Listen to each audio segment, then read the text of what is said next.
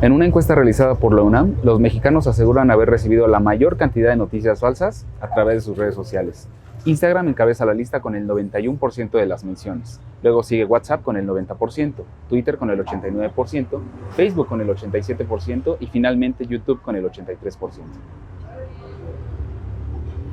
La pandemia que nosotros manejamos se manejó por etapas. En la primera etapa, que era en la que estábamos en espera de que llegaran los primeros contagios a México, con las personas provenientes de Italia, España o del mismo China, pues obviamente la información que manejaban las personas era que eso era falso, ¿no? Que era una creación totalmente del gobierno para desestabilizar a la población y con esto pues, realizar algún tipo de manejo político, económico, social.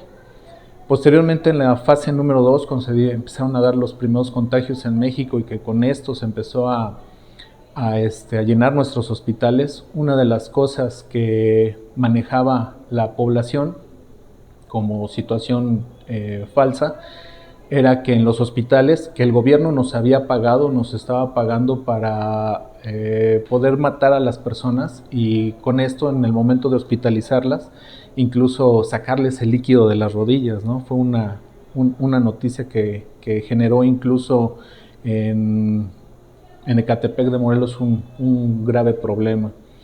En la tercera fase, que fue cuando todos los sistemas hospitalarios empezaron a colapsar, y que se empezaban ya a contar con los primeros tratamientos.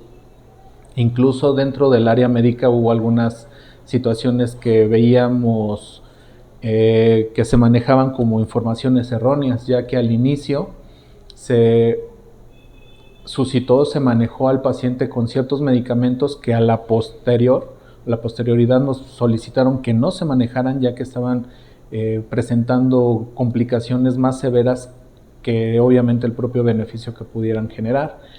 Y pues por parte de la población, pues sus manejos con gárgaras con vinagre, tomar el jugo de un limón diario en ayunas, hacerse lavados nasales con el propio vinagre y cosas por el estilo.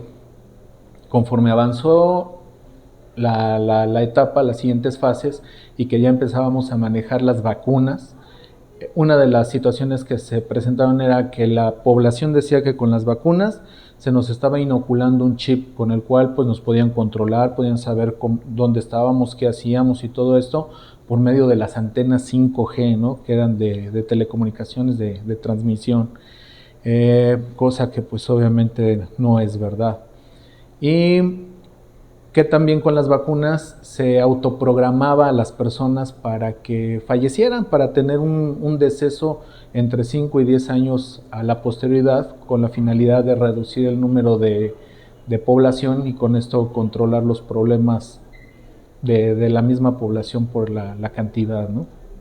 Bueno, yo creo que la primera noticia falsa que llegó a nosotros fue que no existía, que esta enfermedad no existía, que era una enfermedad provocada por los gobiernos, o en específico decía la gente que por el gobierno de México para encubrir alguna otra cosa que ellos tenían en mente, pues que no era una enfermedad tan mortal, ¿okay? Que la gente no se moría por el COVID,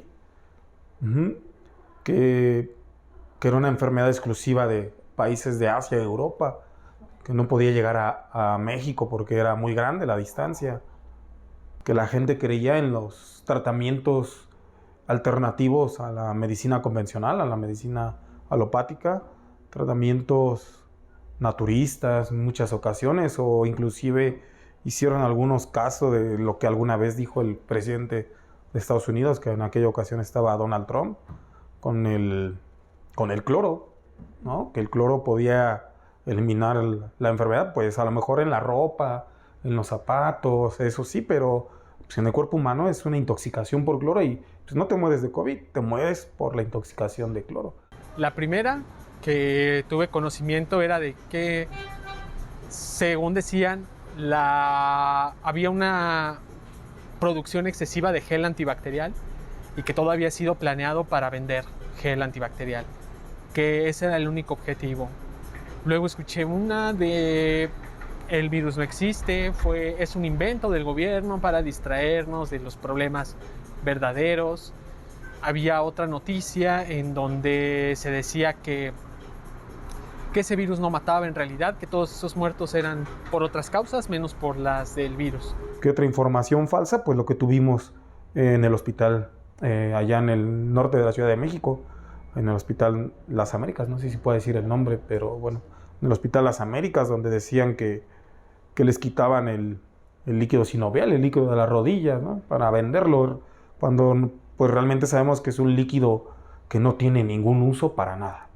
Creo que toda la información que surgió, o todos los comentarios o los avisos que se hacían por parte del gobierno, era lo que hasta ese momento se sabía del virus.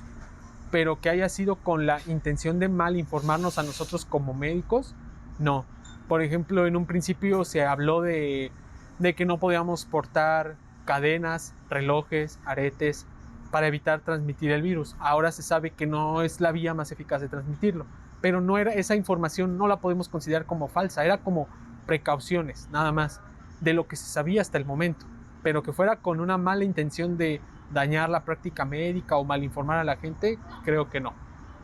Estamos hablando de que se ha ido aumentando la cantidad de contagios en los últimos días y de personas fallecidas, otra vez, y seguimos en verde. Entonces, también el gobierno tiene responsabilidad en que haya desinformación y que haya mensajes contradictorios que llevan a generar burlas, que serían los memes, mensajes contradictorios, dice aquel, ¿por qué no lo hace yo sí? Y son la autoridad. Y si a eso le suman los intereses de quienes pueden, a lo mejor intereses políticos para defenestrar el trabajo, la aprobación de las vacunas que se contrataron, la eficacia de las vacunas, la competencia internacional entre farmacéuticas, pues obviamente que todo ello lo que hace es generar estas corrientes de información que pueden resultar contrarias a noticias reales. No me pongo el cubrebocas porque no me lo recomienda Hugo. Le pregunté y él ya tiene toda una explicación sobre eso, que ya la ha dado, y pídansela. Entonces yo hago caso. Estaba yo viendo ayer, no sé si sea cierto, que los del PAN ya presentaron una denuncia porque quieren que yo me ponga cubreboca. Me voy a poner un tapaboca, ¿saben cuándo? Cuando no haya corrupción ya. Entonces me pongo el tapaboca. ¿Sí? Entonces ya voy a dejar de hablar.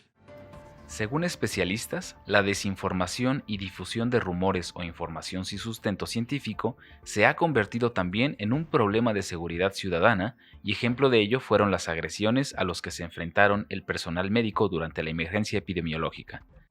En abril del 2020, el Consejo Nacional para Prevenir la Discriminación en México lanzó un llamado a la población en general para que se abstuviera de violentar y discriminar al personal de salud encargado de la pandemia. Este exhorto fue respaldado también por el presidente de la República.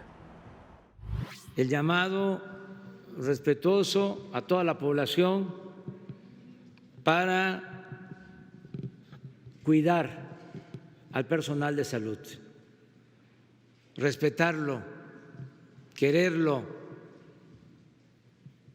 todos. El CONAPRED recibió en ese mismo periodo denuncias de ciudadanos dispuestos a agredir, sabotear e incluso incendiar unidades médicas encargadas de la atención de la pandemia y, por supuesto, al personal encargado de esas unidades. Sí se hacía énfasis en los hospitales, sobre todo los médicos adscritos, de no salir con bata puesta, vaya, no mostrar que eras médico. O sea, tenías que vestirte, tenías que cambiarte, tenías que, pues no fingir, sino no pasar como un médico en la calle, ¿no? Teníamos la orden de mi sede hospitalaria de que si salíamos teníamos que cambiarnos de ropa, ¿no? De vestir de civiles, para evitar este tipo de agresiones. Escuchamos de varios tipos de agresiones afuera del INER, porque yo estoy como médico residente en el INER, y se tuvo que instalar pues afuera de las instalaciones la policía para que no hubiera atentados contra nuestros compañeros médicos.